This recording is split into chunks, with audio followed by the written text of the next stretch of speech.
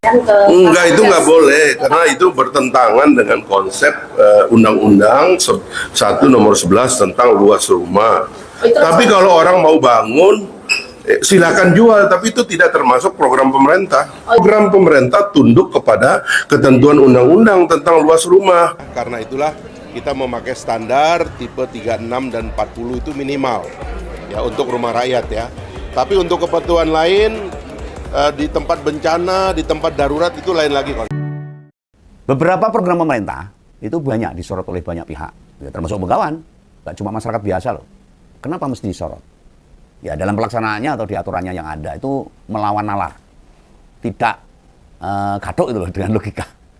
Bertentangan sama kemanusiaan. Nah kali ini Om Begawan pengen banget ini buat ngomongin tentang rencana realisasi program 3 juta rumah yang bikin tambah gregeten ini. Saat Menteri ARA mengabarkan visual rumah terbaru yang akan diwujudkan. Nah, Bung Menteri Perumahan dan Kawasan Pemukiman itu mempromosikan rumah dengan luas bangunan 14 meter persegi dan 24 meter persegi. Mungkrat meneh. Yang kemarin 18 meter persegi, sekarang 14 meter persegi. Padahal saat dulunya itu muncul ide itu rumah dengan luasan 18 meter persegi. Loh iki piye ini? Omah gue menungso apa omah doro lah kok mau semono. Dan melihat desain, ya, kok apa yang nyampe hati, nyediain tempat tinggal sak numri itu, sesempit itu, otomatis menimbulkan banyak perdebatan. Yang nggak setuju bukan rakyat saja, tantangannya bukan hanya dari luar pemerintah aja, dari wakil Pak Marwarar itu juga nggak setuju itu. Sekarang terlihat benar tuh, Bang Ara ini memperjuangkan rumah luas belasan meter itu, sedangkan Bung Fahri Hamzah, wakil Menteri PKP itu ngotot, luas minimal rumah harus 36 atau 40 meter persegi. Nah, menurut petinggi Gelora ini, ada aturan yang membatasi luas minimal rumah. Bukan asal menjalankan program. Ya, ada manusiawi, memanusiakan manusia. Ini nasibnya bisa kayak 40 kemarin. Presiden mesti turun tangan sendiri untuk menyelesaikan geger perumahan ini. Jujur saja loh, apa sih kepentingan Pak Menteri? Ngeyel baik dengan luas rumah segitu. Ngisi-ngisi. Apa maksudnya? Memaksa kami menerima jualan rumah 14 sama 24 meter persegi. Kita tahulah dia lumayan dekat sama salah satu konglo bidang perumahan. Karena memang partner bisnis menterinya. Cuma ini kan nyangkut program buat rakyat, ya jangan sembarangan gitu. Mungkin pikirannya itu kayak badi. Nah, bila melihat dalih yang disodorkan bekas kader PDIP yang eksodus ini, karena nggak dapat jabatan itu meninggalkan partai ini bukan tuduhan loh ini. Ini hanya analisa saja. Rumah dengan luas tanah 24 meter persegi, diminati banyak pengembang, dan rumah ini cocok untuk kawasan kota-kota besar yang lahannya makin sempit. Lah situ ngomong begitu mergo gen penugasan dari presiden tercapai 3 juta rumah. Lah terus para pengembang tetap dapat dana subsidi perumahan dari pemerintah. Lah sing tuku, sing nggoni, sing menempati, apa gak dipikir nasibnya? Hah? Ya mending rumah tingkat. Lebih bagus. Kita ngerti lah. Rumah susun loh maksud saya. Kita ngerti kendala yang di depan Bung Ara ini bukan sekedar dioyak-oyak 3 juta rumah. Harga tanah juga makin tidak terjangkau. Ini antara menteri dengan Pak Wamen kok malah pada berdebat di media. Pak Dua saya sebelum jadi kebijakan yang pasti buat rakyat. Urusannya yang perkara tadi itu, ambane bangunan rumah. Nggak sudah kalian ketemu ya, selesaikan baik-baik. Lah di kantor PKP do Trisipan do Jelungan siji teko siji lunga selintutan. Apa sama-sama sengaja nggak dibicarakan biar ramai di medsos. Om Begawan melihat ini, logika serta argumen Bung Ara. Itu tujuannya hanya satu, agar target 3 juta rumah bisa terrealisasi. Loh, lah kok bangun 3 juta rumah terus nggone ora gelem mau apa? Karena ukuran saya mini tambah cuili, ngejar apa yang diminta presiden akan lebih mudah buat dia hitungannya. Lah mbak wes dodolan sing ukuran 2 kali 1 meter wae. Terus didongake. Loh, kayak rumah masa depan manusia itu loh. Saat itu gak bisa bernapas. Mbak kira rumah luas 14 meter persegi sama 24 meter persegi. Itu masuk akal enggak tuh? Kalau merasa tertekan ya jangan limpahkan beban ke penerima manfaat. Rakyat sing rekoso. Apa gini aja sebelum dijadikan keputusan. Piye? Wong Cirebon. Oke. Mas Bambang. Assalamualaikum Ya, Mas Bambang. Assalamualaikum warahmatullahi wabarakatuh. Iya. Tolong ditanggapin apa sih penyakit yang diderita sama mantan presiden abang ini gitu loh. Oh Tolong iya, ditanggapin. iya, Iya. iya, Kan mantan presiden abang. Ya kan? iya, iya, iya. Heeh. Kalau ini benar-benar Pak Jokowi itu kan banyak melanggar aturan ya. hampir semua kebijakan Jokowi cungkring gitu ya. Mulai Itu kebijakannya kalau bertentangan dengan undang-undangnya yang dirubah. Lah itu wataknya Jokowi, itu kelakuannya Jokowi cungkring itu seperti itu. Dan ucapannya Jokowi dia tidak ada yang apa tuh, yang ditepati. Jadi ucapannya itu benar-benar sudah sangat setaniah, ucapan setan tuh. Bahkan Jokowi sendiri kan bilang, bila saya naik menjadi presiden dan saya berbuat curang, karena curang ya kena naik menjadi presiden, saya dan pendukung-pendukungnya akan kena azab. Nah ini sekarang nyata, sekarang terbukti itu benar-benar azab itu, kutukan azab di dunia. Nah itu nanti lebih berat lagi, nanti azabnya di akhirat. Ngeri. Itu wajahnya Jokowi itu sudah seperti apa? Seperti bulus belang kan. ya. Itu sudah tidak bisa disembuhkan itu. Ngeri. Nah ini nanti akan turun ke Gibran juga seperti itu nanti. Ini kalau kutukan dunia itu tidak seberapa ya. Kutukan atau azab di dunia itu tidak seberapa.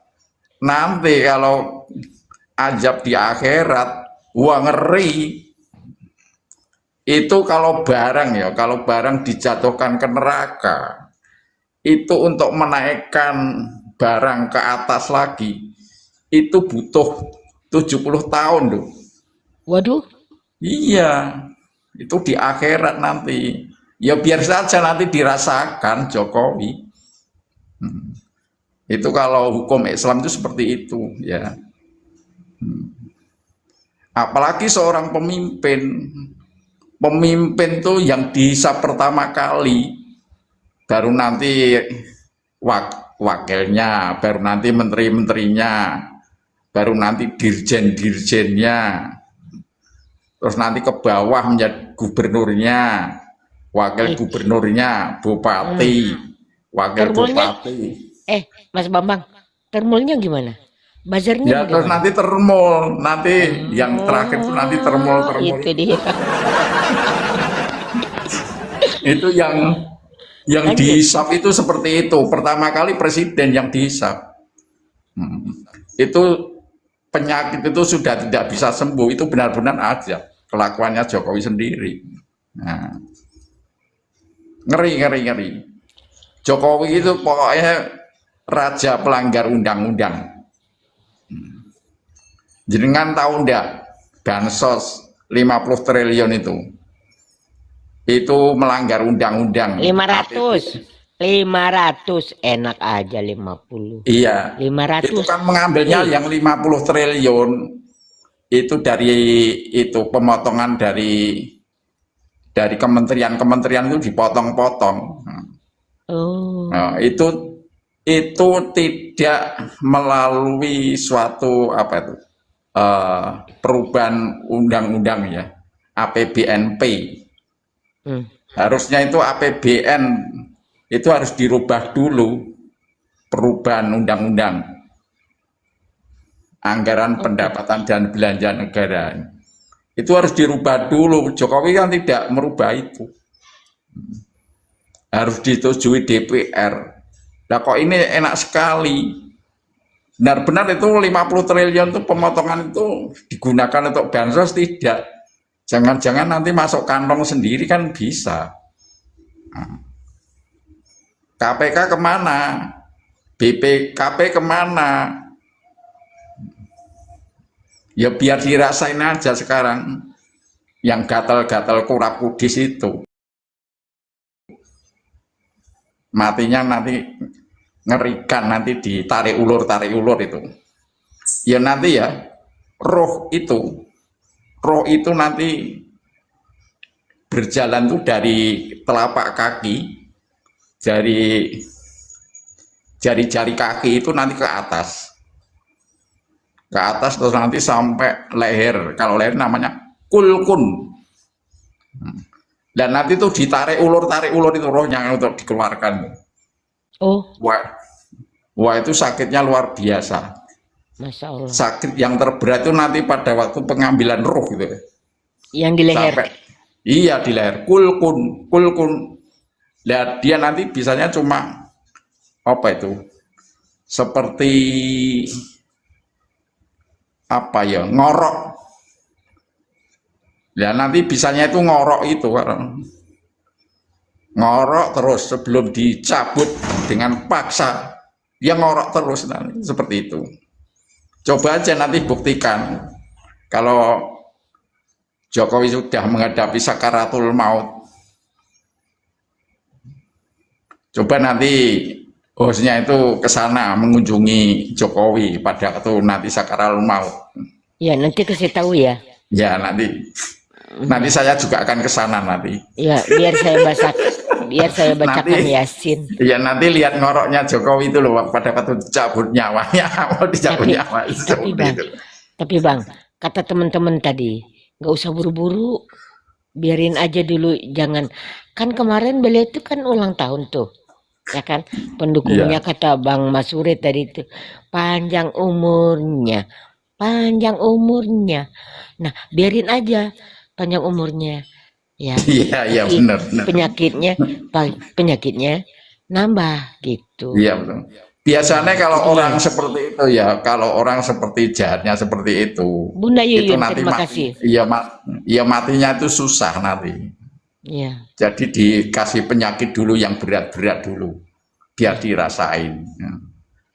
Nanti setelah tintiwacinya itu malaikat sakaratul maut sudah diperintah, cabut, tapi nanti dipermainkan dulu rohnya itu, tarik ulur. Nah itu nanti ngorok nanti bertahun-tahun dulu itu ngoroknya itu. Tidak bisa bergerak sama sekali, bisanya cuma ngorok. Iya. Itu seperti itu. Ya biar dirasain. Iya, kalau di kampung saya itu bang, orang yang banyak korup ya, pernah kejadian nih, udah seminggu bang, nggak pergi-pergi juga. Iya. Saya tuh juga pernah, Izin turun ya, udah ngantuk. Kalau bisa itu Oke teman-teman Bunda tuh, Dewi, terima kasih. Ya, makasih ya. Iya, terima kasih supportnya.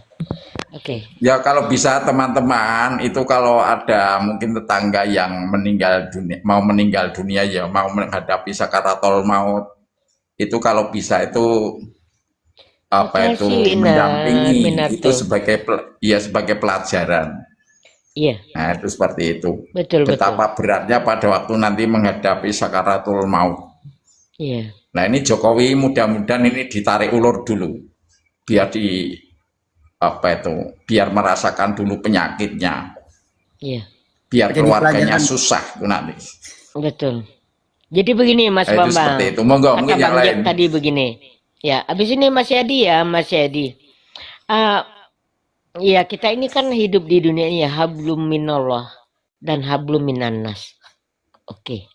Kalau dia itu minta ampun sama Allah, ampunan Allah itu seluas langit dan bumi. Oke, itu urusan dia sama Allah. Tapi urusan sama manusia yang udah dibohongi, yang udah dizalimi, ya kan? Itu bagaimana? Sanggup nggak dia itu berjabatan tangan dengan masyarakat yang ya oke lah 190 juta saat ini gitu, yang sangat menderita hidup miskin. Sanggup nggak dia itu menyalami manusia, ya kan, minta maaf gitu? Nggak cukup loh Ya, bang, kalau cuma di Komal doang, nggak terima. Jokowi harus mengunjungi rumah per rumah, door to door 100, 200. Masya Allah. Iya. 275 juta harus kunjung satu persatu minta maaf. Nggak Astagfirullahaladzim. bisa Intercept, lewat. Jadi, intercept, nah, Pak Bambang. Itu nah. yang 270 juta rakyat belum tentu 100% mau memaafkan. Lah Pak. iya. Nah, Hati-hati. itu dia. Iya, betul. Heeh. Nggak bisa minta maaf pada ya di komentar di TikTok, nggak bisa, harus Enak kunjungi satu persatu. aja, enak Iya. aja. Cuman di TikTok. Nggak bisa seperti itu, Mas Bambang. Betul.